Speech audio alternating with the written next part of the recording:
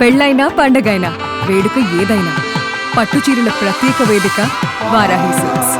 ఇప్పుడు ఇక్కడ స్క్రీన్ మీద మీరు చూస్తున్నదే గుజరాత్లోని ఫోరెన్సిక్ ల్యాబ్. ఇక్కడే మొన్న అహ్మదాబాద్ విమాన ప్రమాదంలో చనిపోయినటువంటి వ్యక్తుల మృతదేహాలు కాలిపోయాయి, మనందరికీ తెలుసు. వాటిని డిఎన్ఏ టెస్టులు చేస్తున్నారు. ఎందుకంటే ఎవరిది ఏ బాడీయో కూడా తెలియనటువంటి పరిస్థితి. వాళ్ళకి సంబంధించినటువంటి తల్లి, తండ్రి లేదా పిల్లల డిఎన్ఏలు తీసుకొని వాటి నుంచి టెస్ట్ చేసి ఎవరి బాడీ ఏంటో ఐడెంటిఫై చేస్తున్నారు. ఇదే ప్రమాదంలో గుజరాత్ మాజీ ముఖ్యమంత్రి రూపానీ కూడా చనిపోయారు. ఆయనదైతే బాడీ పూర్తిగా దొరకలేదు. కొన్ని పార్ట్స్ మాత్రమే దొరికాయి. మేజర్గా పార్ట్స్ దొరికినప్పటికీ పూర్తి బాడీ దొరకలేదు. కాబట్టి ఏ పార్ట్ అనేది కూడా తెలియని పరిస్థితుల్లో వాళ్ళిద్దరు పిల్లల నుంచి డిఎన్ఏ తీసుకొని దాని ద్వారా టెస్టులు చేస్తున్నారు. ఇక్కడ మీరు స్పష్టంగా కనిపిస్తుంది, చూడొచ్చు. ఒక్క వ్యక్తే బతికాడు, మిగతా అందరు చనిపోయారు. స్టూడెంట్స్ కూడా చనిపోయారు, మెడికల్ కాలేజ్ స్టూడెంట్స్ కూడా. ఎవరిది ఏ బాడీయో తెలియనటువంటి సిచ్యుయేషన్. అందరికీ డిఎన్ఏ టెస్టులు చేస్తున్నారు. అది చూడండి, మీరు క్లియర్ గా కనిపిస్తున్నాయి. డిఎన్ఏ టెస్ట్ అవుతోంది. ఇంకొక కీలక అంశం ఏంటంటే, ఈ స్క్రీన్ మీద మనం చూస్తున్నటువంటి అబ్బాయే ఆర్యన్. తనకి 17 years. ఈ అహ్మదాబాద్ విమాన ప్రమాద దృశ్యాలను పూర్తిగా తన సెల్ ఫోన్లో చిత్రీకరించినటువంటి అబ్బాయి ఇతను. ఇప్పుడు తను చేసినటువంటి ఆ వీడియో రికార్డింగే ప్రపంచం మొత్తం చూస్తోంది.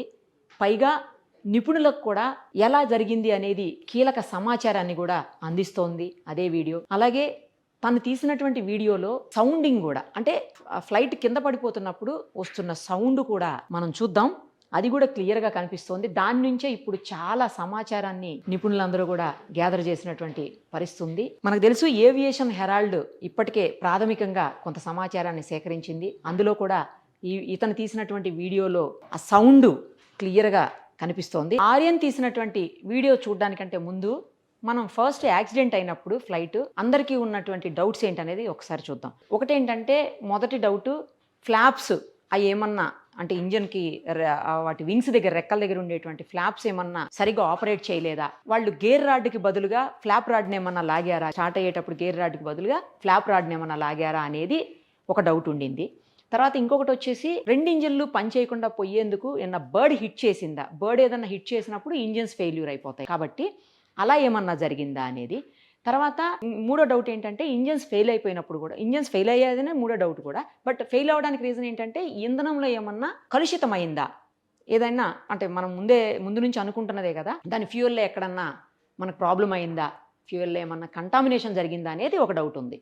బట్ ఏదైతే బర్డ్ హిట్ అనుకున్నామో అది కాదు అని తేల్చేశారు. తర్వాత పైలట్స్ కూడా ఎక్కడ వాళ్ళు సాంకేతికంగా వాళ్ళు ఏమి తప్పు చేయలేదు అని చెప్పేసి కూడా రూల్డ్ అవుట్ అయిపోయింది. మనకు ముందే తెలుసు, ఏవియేషన్ హెరాల్డ్ వాళ్ళు ఇచ్చినటువంటి రిపోర్ట్స్లో ఈ 2 క్లియర్ అయిపోయినాయి. ఇంకో ఉన్నది మూడోది ఒకటి, 2 ఇంజన్స్ ఫెయిల్ అయిపోయాయి అనేది అయితే కరెక్ట్. కానీ ఎందుకు ఫెయిల్ అయ్యాయి అనేది ఇక్కడ డౌట్.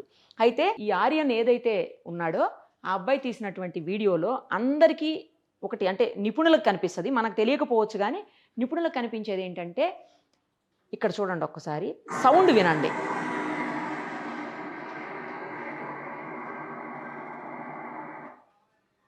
ఆ సౌండ్ విన్న తర్వాత ఈ పిక్ చూడండి ఒక్కసారి.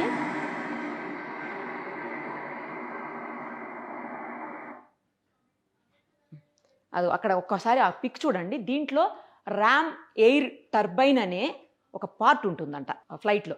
ఆ పార్ట్ ఏంటంటే, ఏదైనా ప్రమాదం జరిగినప్పుడు లేదా ఇంజన్స్ 2 కూడా ఆఫ్ అయిపోయినప్పుడు ఆల్టర్నేట్గా ఇది ఇంజన్ ఓపెన్ అవుతుంది అనమాట. అది ఎలా వర్క్ చేస్తుందో కూడా మీకు నేను చూపిస్తా, ఒక్కసారి చూడండి. అదిగో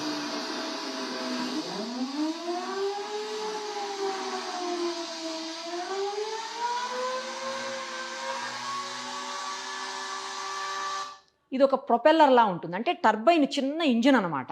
ఎప్పుడైతే 2 ఇంజన్స్ ఫెయిల్ అయిపోతాయో, 2 ఇంజన్స్ ఆగిపోతాయో, అప్పుడు ఇమ్మీడియట్గా ఇది ఓపెన్ అయిపోతుంది. ఇది ఓపెన్ అయిపోయి ఇదేంటంటే చిన్న, మీకు ముందే చెప్పాను కదా, ప్రొపెల్లర్లా ఉంటుందని. తర్వాత దాని నుంచి ఒక చిన్న డాట్, బూడిద రంగులో ఉండేటువంటి, ఒక గ్రే కలర్లో ఉండేటువంటి ఒక డాట్ కూడా బయటకు కనిపిస్తూ ఉంటుంది. తర్వాత సేమ్ టైము చిన్న లైట్స్ కూడా వెలుగుతూ కనిపిస్తాయంట. చిన్న మిణుకుమంటూ లైట్స్ ఉంటాయి కదా, అవి కూడా వెలుగుతూ కనిపిస్తాయి.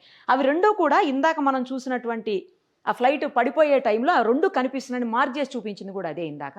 సో ఆ 2 కూడా కనిపిస్తున్నాయి అని చెప్పి ఆ అబ్బాయి తీసినటువంటి వీడియోలో కనిపిస్తుంది. సేమ్ టైము ఎవరైతే బ్రతికి బయటపడ్డాడో ఒక పర్సన్, అతను కూడా 11A దగ్గర సీట్ దగ్గర కూర్చున్నాడు, ఆ ఎమర్జెన్సీ ఎగ్జిట్ దగ్గర నుంచి బయటపడ్డాడు. అతను కూడా పడిపోయే ముందు సౌండ్ వచ్చింది అని చెప్పేసి చెప్పటము, తర్వాత చిన్న మిణుకు లాంటి కాంతిని, వెలుగుని చూశాను అని చెప్పేసి అతను కూడా చెప్పాడు. సో ఇక్కడ ఈ సౌండ్, ఇందాక మనం అక్కడ ఆ సౌండ్ అంటే ఇది ఓపెన్ అయిన, నార్మల్గా ఇది వచ్చే సౌండ్ ఎలా ఉంటుందో మనం ఇక్కడ చూపించాము. అక్కడ ఓపెన్ అయిపోయింది ఆల్రెడీ. ఈ RAT అనేది ఓపెన్ అయిపోయింది. ర్యామ్ ఎయిర్ టర్బైన్ ఓపెన్ అయింది.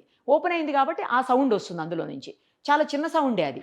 అది ఇది మొత్తం కంపేర్ చేసుకున్నప్పుడు అంటే ఈ బయటపడిన అతను చెప్పినటువంటి ఏదైతే ఎవిడెన్స్ ఉందో అది, తర్వాత ఈ సౌండ్ అన్నీ కలిపి చూస్తే 2 ఇంజన్లు ఫెయిల్ అయిపోయి అనుకోకుండానే ర్యాట్ ఎప్పుడైతే RAT అంటారు దీన్ని, ఈ RAT ఓపెన్ అయిపోయింది. ఓపెన్ అయిపోయింది అంటే ఇంజన్స్ ఫెయిల్ అయిపోయినా అని అర్థం అనమాట.